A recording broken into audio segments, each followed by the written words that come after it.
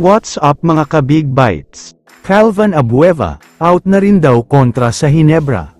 Pero bago ka sana magpatuloy sa panunood ay huwag mong kalimutang mag-subscribe sa aking YouTube channel. Mabilisang update lang sandali sa interview ni Coach Tim, sinagot kasi niya ang napaka-controversial na tanong, kung bakit hindi daw niya ipinasok sina Scottie Thompson at Christian Standhardinger sa fourth quarter kontra sa NLEX.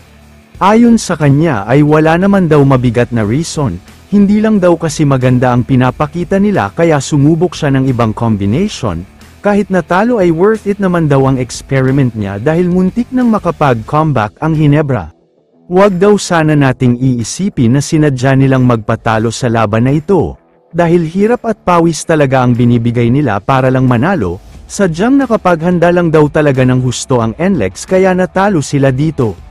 Samantala, mukhang worth it din pala ang pagkatalo ng Hinebra sa NLEX, dahil makakalaban nila ang Magnolia sa quarter-finals, kaya nasabi kong worth it dahil may star player ang Magnolia ang hindi daw maglalaro, ito nga ay si Calvin Abueva.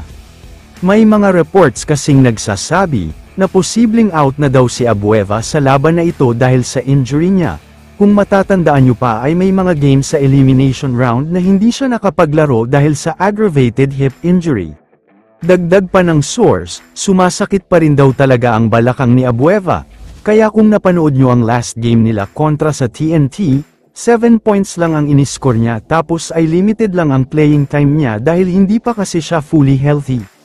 Kung hindi magkakaroon ng progress sa injury ni Abueva, mukhang malaking advantage ito para sa Hinebra dahil mawawala ang nagbibigay ng energy sa Magnolia.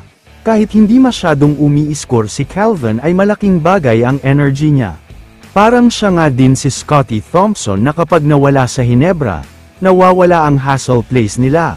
Kaya kapag hindi makakapaglaro si Calvin sa serye na ito, magiging dominating win ito para sa Hinebra at aabante na sa semifinals. Pero syempre, kapag ganitong maganda ang magiging serye at labanan, ayaw nating may mga players na magkakaroon ng injury, kaya sana ay magkaroon ng progress sa injury ni Calvin Abueva at makapaglaro siya kontra sa Hinebra.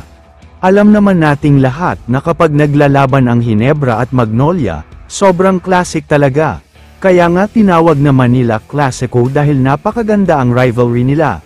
Kaya siguradong sulit ang pagbili ng tickets at panunood dahil magiging magandang laban ito. Kaya naman kung kayo ang tatanungin, ano ang masasabi nyo sa balita tungkol kay Abueva? I-comment mo naman ang opinion mo tungkol sa tanong na ito. Dito na muna nagtatapos ang video na ito.